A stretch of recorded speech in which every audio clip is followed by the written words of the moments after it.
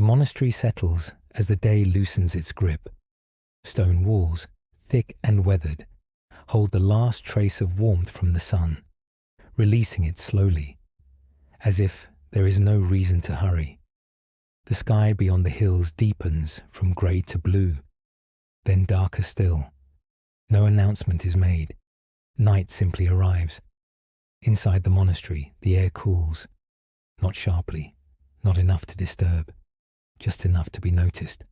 A single bell sounds, low, rounded, patient. Its tone moves through corridors and arches, sliding along stone worn smooth by centuries of passing feet. The sound fades, and silence returns to its place. In a small cell, a monk opens his eyes. He had been sitting quietly, hands folded, breath already slow. There is no effort in the movement as he stands. His body knows this hour. It has known it for many years. The robe he wears is heavy wool, faded to a gentle brown. The fabric hangs loosely at his wrists, softened by time and washing. As he moves, the robe murmurs softly, a sound barely louder than breath.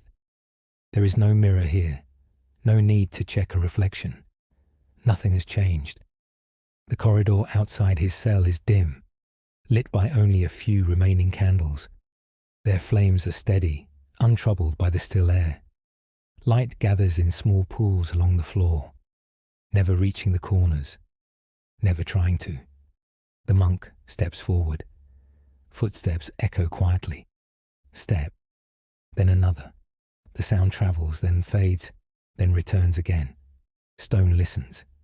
These walls remember every footstep they have ever carried. They remember voices now gone, lives folded gently into the silence. The monk passes a narrow window. Moonlight spills across the stone floor, cool and pale, untouched by flame. Dust drifts slowly through the beam, turning without purpose, without urgency. The washroom waits. A simple stone basin rests beneath a narrow spout. Water drips steadily, unchanging. Drip. Then again. The rhythm never varies. It has sounded this way all evening. It will sound this way long after. The monk rinses his hands. Cold water bites briefly, then releases. The sensation fades quickly, leaving only familiarity. A rough cloth dries his hands. Plain. Honest. A candle waits nearby, its wick untouched. He strikes the flame. Fire blooms, draws inward, and settles into itself. Light stretches slowly across the stone wall, finding cracks, finding edges, resting where it can. The monk watches the flame a moment longer than necessary, not to think, just to notice. In the refectory, a simple meal waits in silence. Bread rests on the table. A small bowl of soup steams gently. Nothing more is required. He sits. The wooden bench creaks softly beneath him, a familiar sound. It has carried many before him. Bread breaks slowly in his hands. Crumbs fall and remain, undisturbed. He eats without haste, without thought. Chew, swallow. The soup is warm, comforting without distraction. Steam rises, then disappears into the dim air. Silence shares the meal. When it ends, nothing lingers. No fullness, no lack. Only the continuation of the evening. Later, the chapel receives him. Candles line the walls, their flames breathing gently. The ceiling arches upward into shadow, higher than the eye can follow. The space feels larger at night. He kneels. Stone is cold beneath him, indifferent and calm. It has felt colder. It does not mind. Words rise quietly from his mouth, not spoken for meaning, but for rhythm. Each phrase drifts upward, touches the dark above, and dissolves. Between the words, silence spreads, wide, untroubled. Outside the monastery walls, wind moves through grass and trees. It brushes the stone once, then moves on. The prayer ends. The stillness remains. The monk stands slowly, as if leaving something behind, though nothing has changed. The corridors are darker now. Fewer candles burn. Light gathers only where it must. His footsteps return. Stone listens again. Back in his cell, the candle has burned lower. Wax folds inward, its shape slowly giving way. The flame trembles once, then steadies. He sits at the edge of the bed. The wood is firm, the blanket coarse.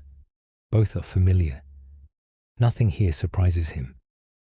He removes his robe, folds it carefully, places it where it will be found again. Candlelight clings to the walls, then loosens its hold. Shadow returns to the corners, patiently reclaiming space. He lies down. The room is quiet enough to hear his own breath. In, out, each breath slower than the last. The monastery settles around him, stone resting on stone, beam resting on beam. Outside, the night continues without needing to be observed. Inside, sleep arrives, not suddenly, not completely. It comes the way night always does, gradually, inevitably, without effort. And the monastery holds. The night deepens, not suddenly, but layer by layer. The monastery changes as the hours pass. Sounds soften, shadows lengthen, stone cools. Somewhere within the walls, a wooden beam shifts slightly, then settles again. The monk sleeps lightly at first, breath steady, body still. Outside his cell, the corridor remains empty. No footsteps pass, no voices rise, only the quiet presence of the building itself. Time moves differently here, not measured in minutes, but in stillness. Later, the monk stirs, not awake, not dreaming, just aware. He turns slightly beneath the blanket. Wool brushes against linen. The bed creaks once, then falls silent again. His breath slows further. In, out. The candle has burned itself out. A thin line of smoke lingers briefly, then fades into darkness. Moonlight shifts at the window. The moon climbs, then drifts onward. Light moves across the floor, touches the wall, then leaves it behind.